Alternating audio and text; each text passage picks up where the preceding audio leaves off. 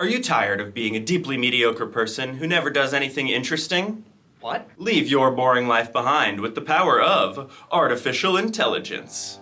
Hi, I'm Lance Silliman, founder and CEO of Planet AI Travel, where we create new worlds for you to explore. You make planets with AI? That's right. Our proprietary algorithm, which works in a fancy, futuristic way that we definitely understand, uses AI to generate a brand new planet to your exact specifications. Just tell it where you want to go. Okay, well then take me to a beautiful gold planet with warm weather and volcanoes. Coming right up. Wow, the color is really vivid. Our AI is fully trained in the laws of physics and operates completely free of human biases. Wait. Oh, it smells like farts. What's wrong with that? The rain's burning my skin. Is this sulfuric acid? Am I on Venus? No. Our algorithm generates original planets with AI and your prompts. It would never even think of copying unique features from an existing world like Venus. That would be illegal. Why do I have so many fingers? Planet AI Travel is not liable for algorithmic damages. Terms and conditions apply. Book your trip today. I want to go home.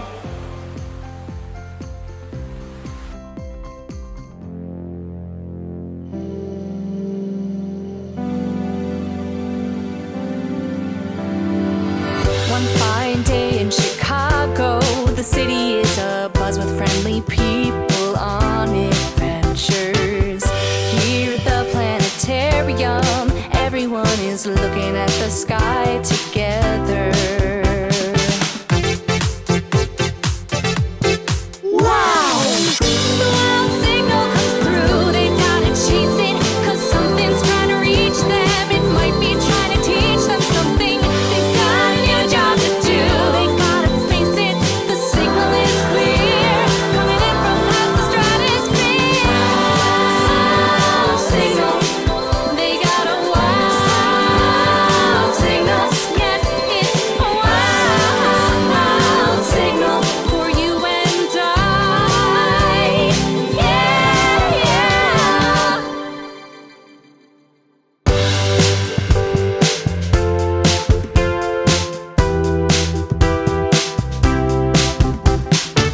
In the summer of 1977, scientists from NASA's Voyager project launched 2 golden records into space. Someday, they hoped, an intelligent being from another world would find one of the records and realize it was a message from planet Earth. Today, it finally happened.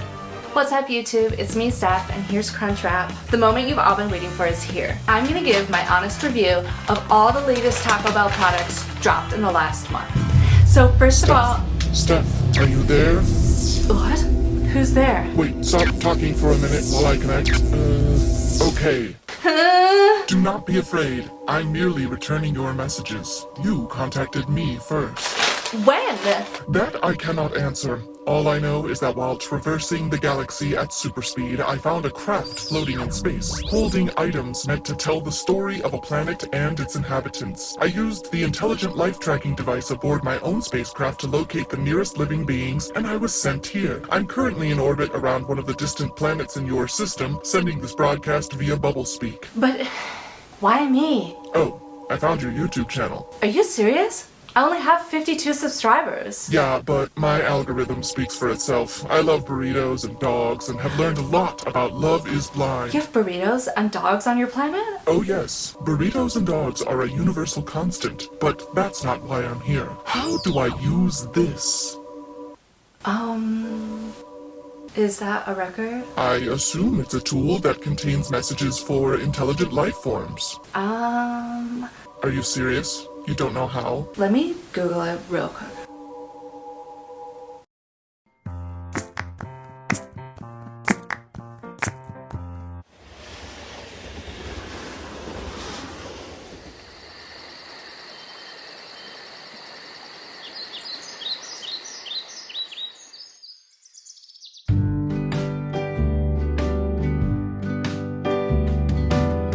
I never wanted to be running in circles with planets like me.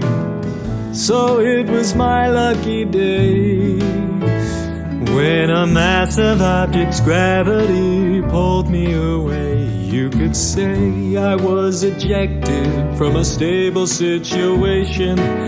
I say I rejected orbital stagnation. Now I'm alone as can be, and I've never ever felt more free. I'm a rogue planet. Nothing's gonna tie me down. Just a rogue planet. Nothing to circle around. I just gotta go the way that I go. And though orbiting may be in vogue, I'm just rogue.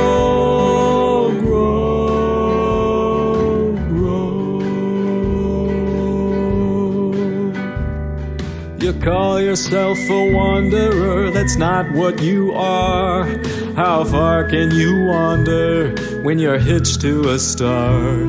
You stay inside the lines, but that's not my constitution. I gotta find my own kind of revolution. I'm a rogue planet. Might say I'm out of line. Just a rogue planet. With me, it's night all the time. I'm a rogue planet, following my own path. Just a rogue planet, and I'm never ever gonna look back. I just gotta go the way that I go. And though orbiting may be in vogue, I'm just rogue.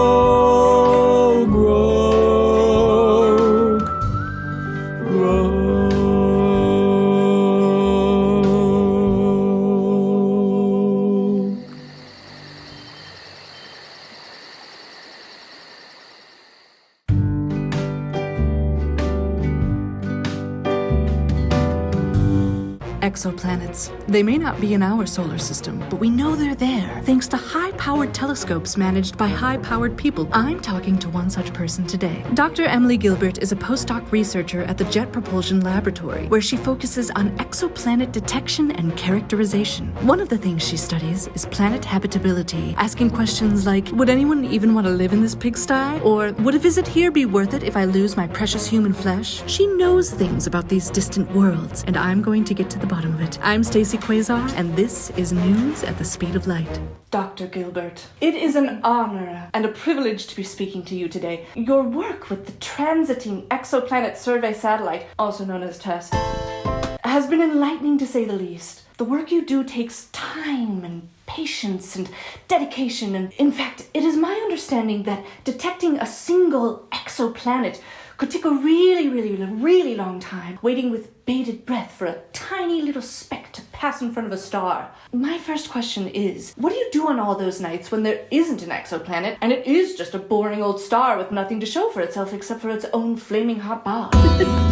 Well, actually, the data that I use comes from the mission that you mentioned called TESS. And TESS is basically always observing for us. So it's even right now taking data up in the sky. So I don't have to sit there waiting at the telescope for data to come down. TESS just sends it down to us. Okay, and does TESS get bored? Maybe it does, I don't know. It's just orbiting continuously around the Earth around every 2 weeks. TESS is orbiting us right now. That includes you, that includes me, that includes chipmunks, everything. I guess that's true, yes. Do these exoplanets know they're being watched, and would they think it rude? They don't know. Maybe there are some signs of life from Earth that the potential life on other planets have detected coming from us. But as far as they know, no one's watching them. Naughty. Okay, it is my understanding that you've studied exoplanets that could be in the habitable zone of their star, meaning life as we know it could exist there. Are there any other zones that may interest us?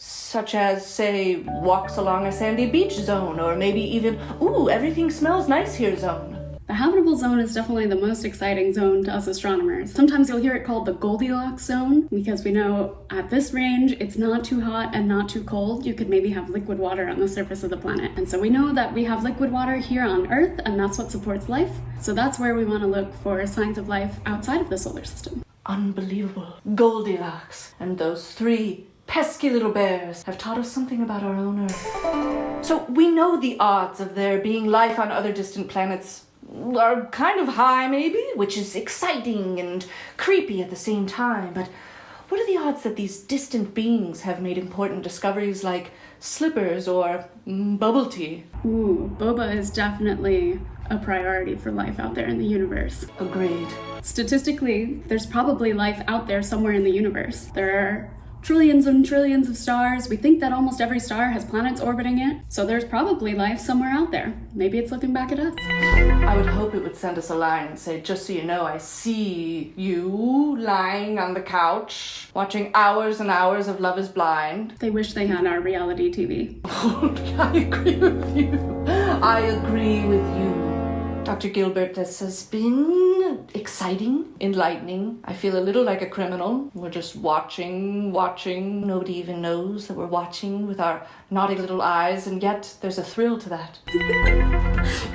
Thank you so much for having me, Stacey. Thank you, Emily. Well, there you have it, folks. Turns out exoplanetary research isn't as innocent as we thought it was. Who knows if we ourselves are being watched by some distant, voyeuristic species eager to learn from our little blue home in the Goldilocks zone. I'm going to continue getting to the bottom of it. I'm Stacey Quasar, and this is News at the Speed of Light.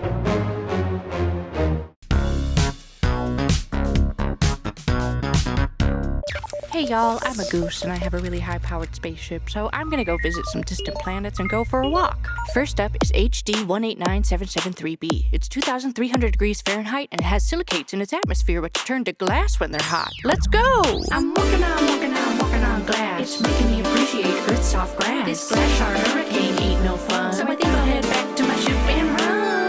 Okay, let's see what's next here. We got Kepler 10b. It's super close to its star. Things might be hot. Let's go check it out. I'm walking on lava. Man, what I do for a sip of frozen guava. Don't think this place is good for a stroll. Let's try another planet. Come on, let's roll. Next up is 55 Cancri E. Looks like a lot of carbon. Surface is 5,000 degrees Fahrenheit. Maybe I'll burrow into its crust to get out of the heat this time. I'm walking on diamonds. Above and below me, look, I can climb. They sure are pretty and I like them a lot. But I think I'll keep looking for a world less hot. Okay, next stop, GJ1214b, a super Earth with super low density. What does that mean? I guess I'll find out. I'm swimming in water. Finally, a planet that's not as hot, or a really big ocean that never ends. It's perfect for a goose like me, my friends. Thanks for joining me today, friends. I think I'll stay here for just a little bit longer, cooling off, floating around. Then I'll take you all back to Earth in my little ship, no problem. Hey, is that a fish? Oh, never mind, it's my shadow. Boy, I love water. Splashing around, having fun with my friends all day. It's just the best.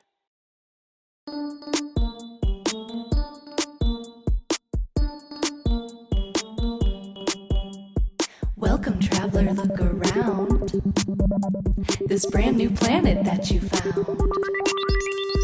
Before you got here, you studied its motion and its chemistry, the cycle of its nights and days, a star that keeps it warm and safe. Now you notice every hill is rich in bright green chlorophyll, breezes blowing here and there, stalks and florids everywhere. When you meet the inhabitants, you'll find they're quite cruciferous. They hide their sweetness with the taste of bitter glucosidates. Tiny trees are all you'll see when you land on planet Broccoli.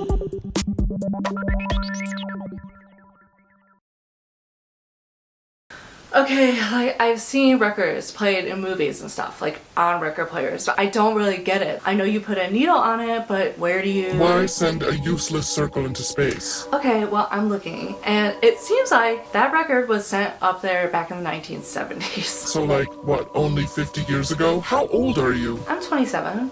Oh, I'm 4,002. Okay, wow. Well, here on Earth, a lot has changed since the 1970s. Like, if I were to send some recordings of sounds into space right now, it would be on like something with a touch screen. You just press play and it goes. It would be like way more user-friendly. Don't worry about it, honestly. In the time it took you to pull out your phone, I scanned my databases for YouTube video how-tos for playing a record, and I got it. Oh, okay. Let's listen.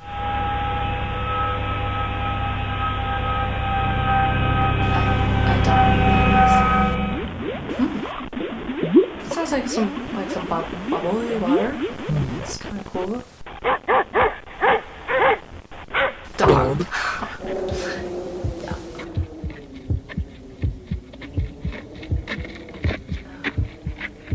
Okay. It's scary. Riveting. Well, to be fair, I don't really know what I would send into space today if I were gonna send like sounds. You know what I'm saying? I know what you should include. Is that a goose? It is, and this is the most important sound planet Earth has to offer. Hidden in the sound waves of the goose's call lies the code which unlocks deep space travel, something you Earthlings haven't deciphered yet. But my powerful spacecraft technology was able to recognize it from billions of miles away. They poop a lot, and then my dog eats a poop. Yes, well, for now, I think you should focus on your YouTube channel. Deep space travel can come later when y'all figure out your humanity stuff. Plus, I'm really curious about the new Cantina chicken burrito. Wait, can I vlog this? Haha, you wish. But, if I like what I see, maybe I'll actually subscribe this time. Okay, so let's start with the chicken cantina burrito. If I had to choose a food to send out into outer space, it would be a burrito.